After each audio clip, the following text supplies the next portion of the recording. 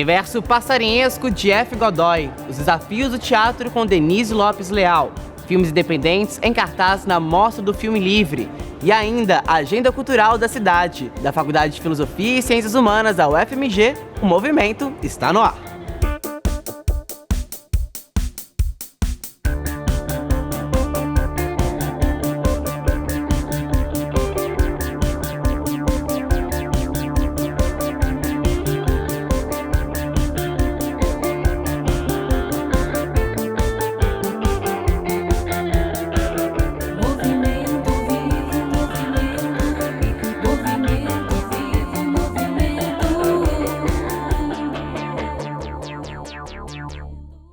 Até o dia 14, o artista multimídia F. Godoy expõe mais de 80 trabalhos na mostra Por Enquanto Pássaros, no BDMG Cultural. A gente vai conhecer um pouco mais sobre a obra e vida do artista.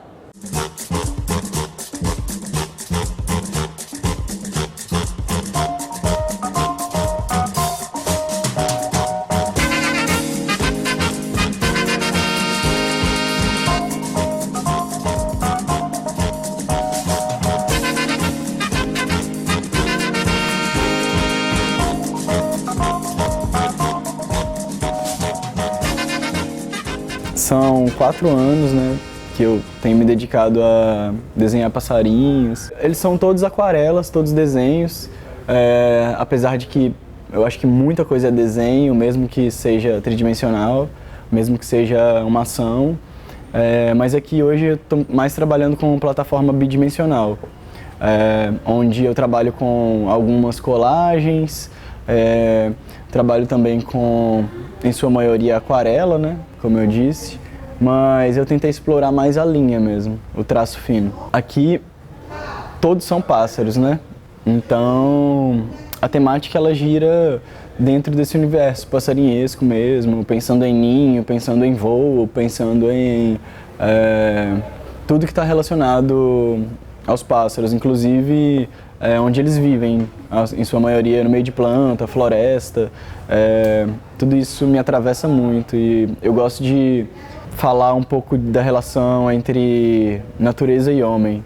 Então pode reparar que todos os desenhos eles são humanos, eles têm uma coisa humana e ao mesmo tempo tem uma coisa também leve do pássaro.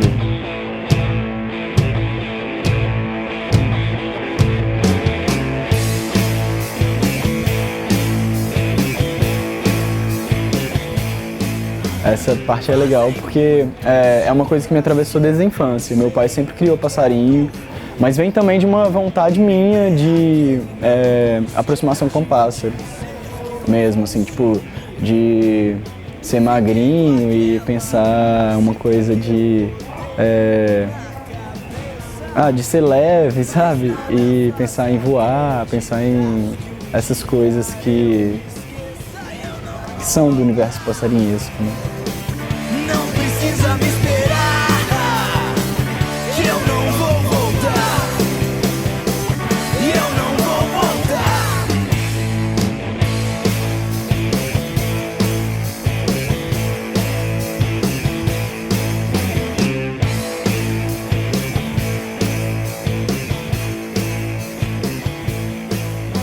Sempre digo que já li.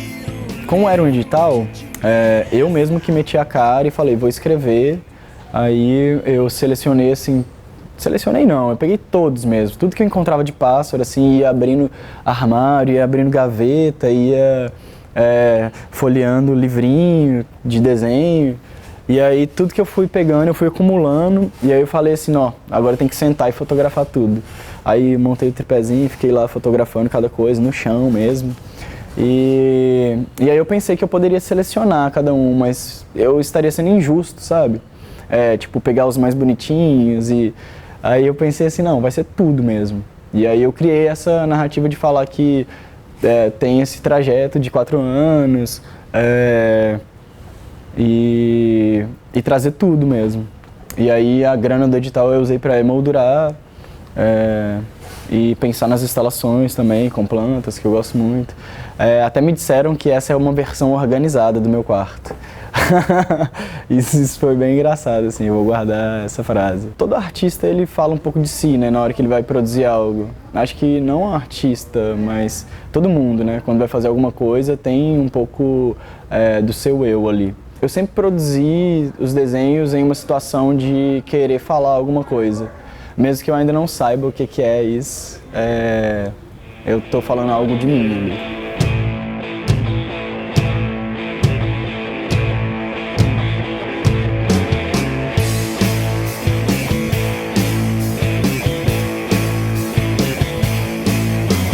Fazem muitos dias que eu não sei o que é dormir. Desde 2010, né, que eu tô com a Absinto Muito. A gente formou essa banda, todos de Sete Lagoas, e foi bem, assim, agregador na minha vida, assim, a banda, porque tudo que eu tenho, as viagens mais incríveis que eu fiz foi com a banda, conhecer pessoas, conhecer lugares, então acaba sendo quase uma pesquisa, assim, né, tipo, cada lugar que eu vou, cada pessoa que eu encontro, cada momento, assim, já é inspiração para um desenho. Então eu tô sempre lá com um caderninho, com folhas soltas para poder desenhar e anotar alguma ideia. E o palco também é uma plataforma para performance, né? Então isso é bom demais. A gente vai lançar um disco novo que se chama Absinta ou Vamos Comprar. Que tem a ver com o mercado, tem a ver com vontade, tem a ver com ter e ser, tem a ver com psicodelia, porque a gente agora introduziu também um sintetizador que deixa as músicas muito mais fluidas, muito mais psicodélicas. E a gente tem essa vertente de pensar em textura, sabe, musical. E agora a gente está pirando nisso e o novo projeto vai ser mesmo o disco. Já me disseram pra eu tomar juízo. Sou um menestrel, matuto corrosivo. Já que me falta inspiração, eu quis sair de casa pra morar numa pensão. Eu acho que a cena hoje está bem emergente em questões de pessoas quererem se juntar, fazerem trabalhos juntos, chamarem. Esse acesso tá legal, assim, sabe? Tipo, eu consigo acessar um artista que eu conheço só por um catálogo, então isso é incrível. Por BH também ser uma capital pequena, sabe? Não ser algo tão grandioso assim, a gente consegue conversar com os artistas, isso é genial. Então, eu tenho vários amigos que são artistas, vários artistas que viraram amigos, isso é perfeito. A exposição, por enquanto, Pássaros, fica aqui na galeria do BDMG, de 10 da manhã às 18 horas, diariamente, aqui na Bernardo Guimarães. É só subir Bahia, virar a igrejinha e tá lá. Give her all the love she gives to me. Talk of better days that have yet to come. Never felt this love from anyone. She's not anyone. She's not anyone. She's not anyone. A man can never dream these kind of things, especially when she came and spread her wings. Whispered in my ear the things I'd like. Then she flew away into the night. Gonna write a song so she can see. Premiada como melhor atriz pelo prêmio Copasa Simpark, Denise Lopes Leal discute no espetáculo Se Essa Rua Fosse Minha, um solo de macaxeira, temas como invisibilidade social e relações de poder. Em debate, os desafios do teatro de rua em BH.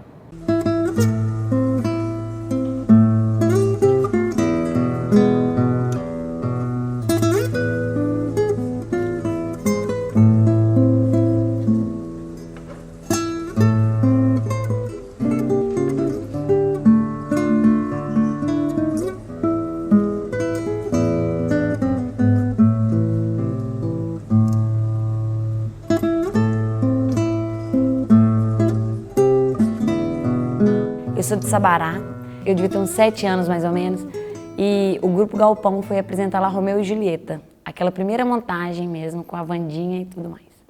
E eu assisti, era no adro da Igreja do Carmo, lá em Sabará, e eu fiquei assim, encantada. A casa da minha avó foi como se fosse o camarim deles, então eu fiquei acompanhando toda aquela montagem. E eu achei sensacional. E eu não sabia o que era aquele sentimento, eu era uma criança, mas eu sabia que eu queria fazer aquilo. Vamos embora, a festa está no fim. Bora. Ela está... Lá em Sabará não tinha curso de teatro. Então, assim, quando eu já estava mais velha, eu já devia ter uns 13 para 14 anos, teve o primeiro curso de teatro em Sabará, que era teatro de rua e circo. Aí eu entrei de cara. Na 7ª série que eu vim estudar em Belo Horizonte, tinha um núcleo cênico no meu colégio, que era até o Odilon Esteves, que era o professor. Quando eu entrei para o ensino médio, eu entrei para o curso de teatro, e ele que falava, você tem que fazer, tenta o Cefar, tenta o curso técnico. E aí, quando foi em 2007, eu tomei coragem, falei, vou fazer inscrição. Eu já fazia faculdade, e aí eu passava ali na porta e vi lá que estava aberta as inscrições. Aí eu tentei, passei. Quando eu estava formando na faculdade, o meu último período foi à noite, que era 2008. E o teatro era à noite, eu fazia curso profissionalizante no Cefar. E aí eu tive que escolher, né? E agora? Aí eu tranquei o teatro, formei e voltei para o teatro e formei em 2010.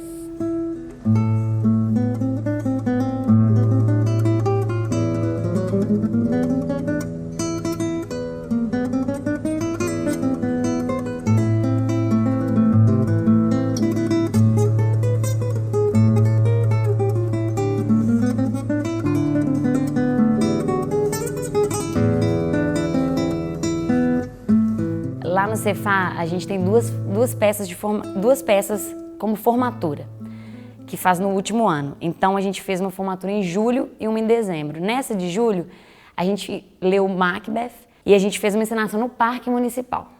Então, assim, todo mundo queria ser a Lady Macbeth e o Macbeth. Então, a Juliana Pautila, que foi a diretora, que inclusive é a diretora do espetáculo, se essa rua fosse minha, ela queria criar personagens que fossem como moradores do parque, assim. Então surgiu de umas improvisações. O Clécio, que era da minha sala, ele levou um bêbado, ele levou uma improvisação que era um bêbado, e eu levei uma improvisação que eu parti da Estamira. Eu assisti o documentário da Estamira, fiquei apaixonada, peguei algumas falas, até copiei assim na íntegra algumas falas e levei essa improvisação. Aí a Juliana gostou e começou a colocar nós dois para improvisar juntos, então virou um casal. A princípio não tinha nome nem nada. Aí a Letícia Andrade, que era a dramaturga da peça, sugeriu mandioca e macaxeira no sentido do que vem de baixo, assim, o subterrâneo, que vem de baixo, que a mandioca é uma raiz. Como era um casal, ficou mandioca e macaxeira. E a gente começou a experimentar ali ao redor do parque também, fazer umas improvisações. Como todo clássico assim, de Shakespeare, tem sempre o bobo da corte, né? Que geralmente é um bufão. Então, a gente encaixou na peça como se fosse o bobo da corte, aquele que denuncia os podres do poder. E aí a gente trazia para a realidade de Belo Horizonte, assim, os podres da cidade.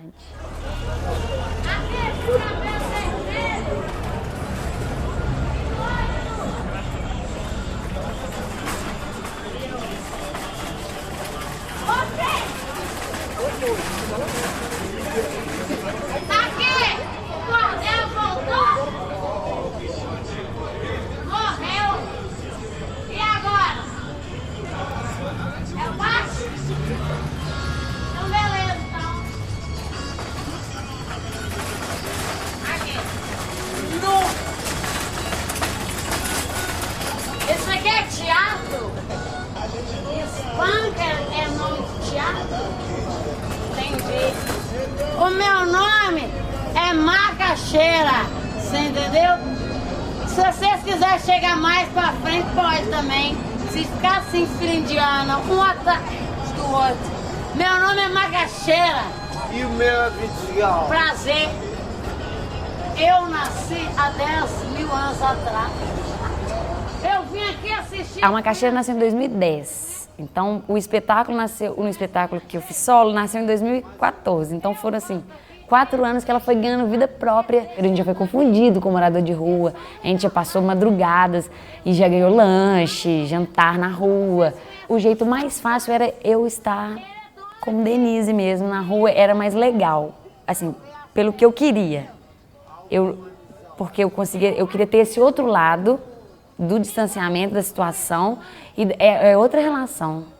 Quando eu encontrava com um morador de rua, porque ali na região do Teatro Espanca, que eu trabalhava lá no Teatro Espanca, eu tinha esse contato com os moradores de rua, que era eu, trabalhadora dali daquele local, com eles. Isso para mim era o que mais me interessava. E aí eu falei, nossa, eu tenho que dar voz a isso. Aí eu falava, como que eu posso ajudar? Eu falei, como eu vou fazer com o que eu tenho? Eu sou atriz com minha arte. Tentar dar voz a isso com minha arte, que eu acho que é uma forma de sensibilizar e dar voz mesmo a alguma coisa. A peça, ela é ficção, a Macaxeira não existe, mas tem gente que acha que ela existiu, que eu estou fazendo uma personagem que eu peguei, não existiu. Tem gente que acha que eu morei na rua. Outro dia me perguntaram se eu morei na rua. Então é a ficção misturada com a realidade, que é uma pesquisa nossa, assim. Eu faço parte da companhia Quinta Marcha e a gente pesquisa isso. A nossa pesquisa é a autobiografia no processo criativo do ator. Então, como isso entra na Macaxeira? Eu nunca fui moradora de rua, mas é a minha vida, a minha convivência com eles. Então, é no processo criativo e como eu jogo isso pra cena, que aí a gente consegue atingir o lugar da emoção, que é real. Dudri levou um frango assado que ele pegou lá no canhão. O Edson não levou nada, não. Ô Edson, boca livre. O Edson 2 levou uma pitulinha. Alegria da voz. Se cinema é cachoeira, vídeo é arrebentação. Ao passarmos um filme, passamos a sê-lo. Esse é o mote da Mostra do Filme Livre deste ano, que até o dia 22 de junho exibe mais de 260 filmes independentes de todo o país. A programação conta também com debates, oficinas e cursos no Centro Cultural Banco do Brasil.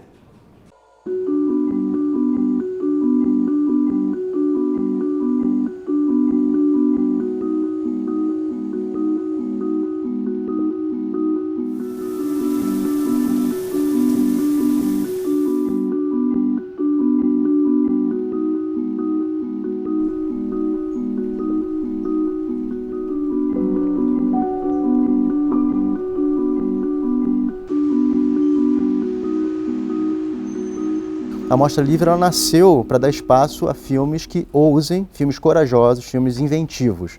A gente tem uma curadoria que assiste, esse ano a gente assistiu 1.500 filmes por 3 meses. A gente leva muito a sério isso também porque nós fazemos filmes também. Eu e os outros curadores, nós também somos realizadores, a gente também sabe o perrengue que é fazer filmes sem dinheiro.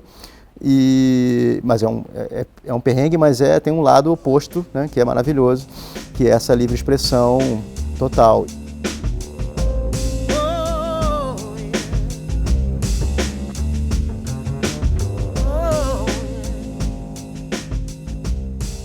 A mostra nasceu há 14 anos no Rio, é fruto de uma abordagem, de uma ação que na verdade durou 3 anos. Em 99, 2000, 2001 a gente fazia na Fundição Progresso, lá no Rio de Janeiro, um evento chamado mensal, um evento chamado Mostra o que Neguinho está fazendo, que era da galera, enfim, que fazia filmes em casa, né? Isso há 15 anos atrás, não era igual hoje, que você filma no celular. E desde então estamos todos os anos permanecendo, né, nessa resistência aí, graças ao CCBB, né, que apostou no nosso projeto há 14 anos e segue conosco até hoje.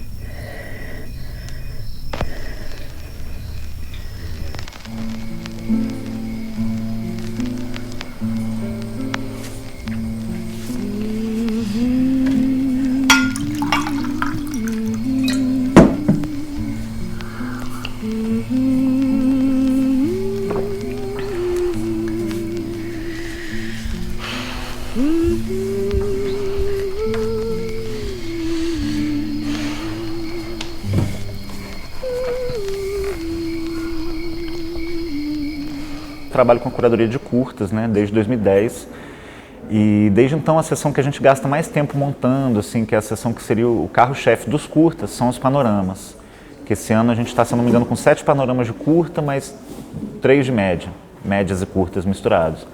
E é nessas sessões que a maioria dos filmes premiados na mostra são programados, assim, eles seriam os curtas que a gente cria, que a gente acredita que, de certa forma, são mais substanciais de um recorte, de uma geração, de um ano, né, de uma safra de filmes, se é que é possível falar assim.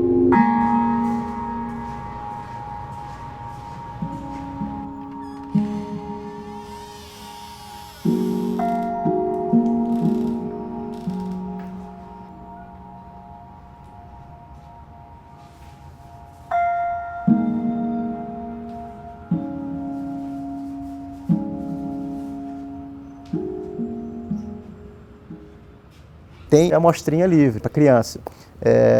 E aí são filmes feitos, às vezes, até por crianças e, no caso, a maioria deles, para crianças. Esses filmes passam aos finais de semana, às 2 horas. São sessões pequenininhas, são 40 minutos de filmes, e são filmes de todo o Brasil, né? E tem animação, tem ficção, e tem também filmes experimentais.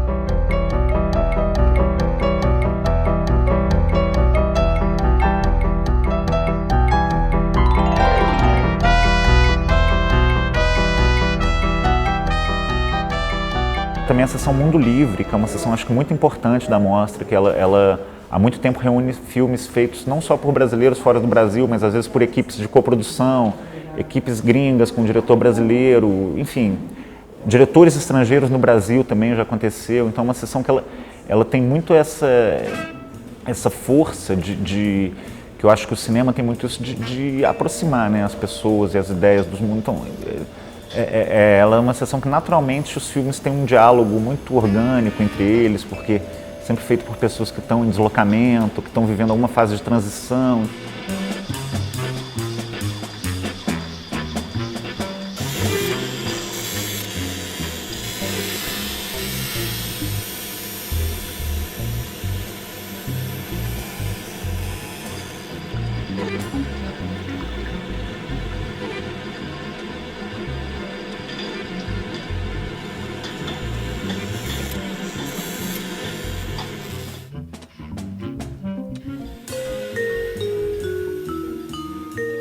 Todo ano a gente tenta homenagear um realizador brasileiro que faz filmes que nós consideramos livres, né? Engraçado que eles têm um perfil parecido, assim, de não uma produção exatamente vasta, mas assim, concentrados em filmes interessantes, né? E acho que o Capô é um grande... É um caso muito interessante disso, porque ele não faz tantos filmes, mas quando faz eu acho que ele acerta muito bem. Ele também é um cara que não se identifica com nenhum tipo das grandes movimentos do cinema brasileiro. Ele não é cinema novo, não é cinema marginal, mas ele transitou por todos esses caminhos aí, coisa e tal. E os filmes são diferentes entre si. Ele começou com um documentário, aí depois fez um filme muito transgressor, que é o Profeta da Fome, que é o filme mais famoso dele, que é até com o José Mojica Marins, o Zé do Caixão, fazendo outro papel. É uma obra-prima esse filme. Depois ele fez um filme chamado Jogo da Vida, que é um filme muito pouco lembrado. O filme simplesmente com o Jean Francisco Guarnieri, o Maurício Duvalli e o Lima Duarte, fazendo papéis de os malandros querendo jogar, trapaceando na sinuca numa noite de São Paulo. É lindíssimo esse filme, maravilhoso.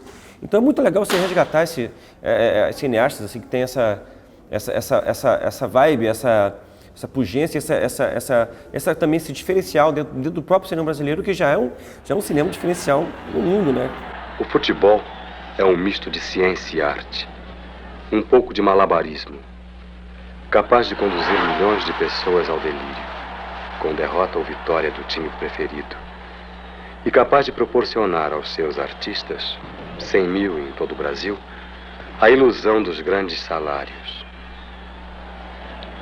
Entre sua vida particular e profissional, os jogadores mais famosos são obrigados a reservar um bom tempo para os autógrafos, os elogios, os abraços. A mostra, ela, apesar de ter vários aspectos sérios, né, seríssimos, com relação à produção brasileira atual, ela também é se acha, pelo menos, um evento exótico, um evento, até certa forma, debochado, sarcástico. E, nesse sentido, a gente brinca um pouco com o que o Humberto Mauro falou há muito tempo atrás, que cinema é cachoeira. De fato, cinema é cachoeira, né? É vida, é arte, é energia, é movimento e é sonho. E nesse sentido, a Mostra Livre, como ela nasceu muito mais ligada ao vídeo do que ao cinema, 35mm, 16mm e tal, cinema, digamos, profissional, né? A gente nasceu muito por conta do vídeo. E nesse sentido, há uns anos atrás, eu, viajando, tive esse insight, né? Pô, se cinema é cachoeira, vídeo é arrebentação, porque chegou para quebrar tudo, e de fato tem quebrado.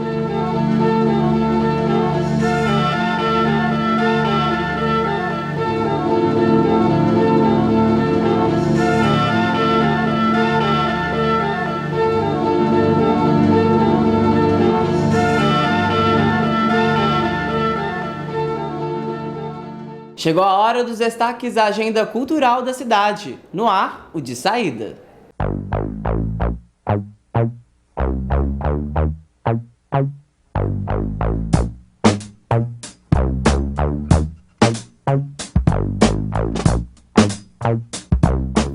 Até o dia 8 de julho, o Centro Cultural UFMG cedia a mostra de cinema alemão. Em filmes que retratam diversos aspectos da cultura e do modo de viver na Alemanha, a seleção privilegia temas como futebol, relacionamentos complicados e tentativas de adaptações culturais.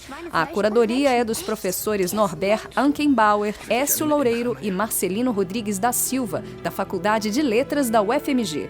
Sessões gratuitas sempre às 3 da tarde. Confira a programação completa no site ufmg.br/Centro Cultural.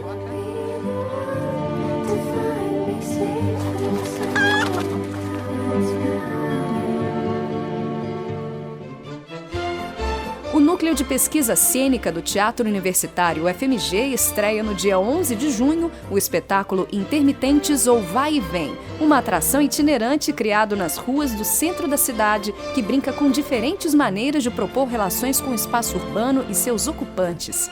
Em temporada até o dia 20 de junho, de quinta a sábado, a partir das 3 da tarde, saindo da Avenida Olegário Maciel, no quarteirão entre as ruas Timbiras e Aimorés. E é de graça. O movimento fica por aqui e a gente encerra com o clipe Bassin, da francesa Yel. Aquele abraço e até mais!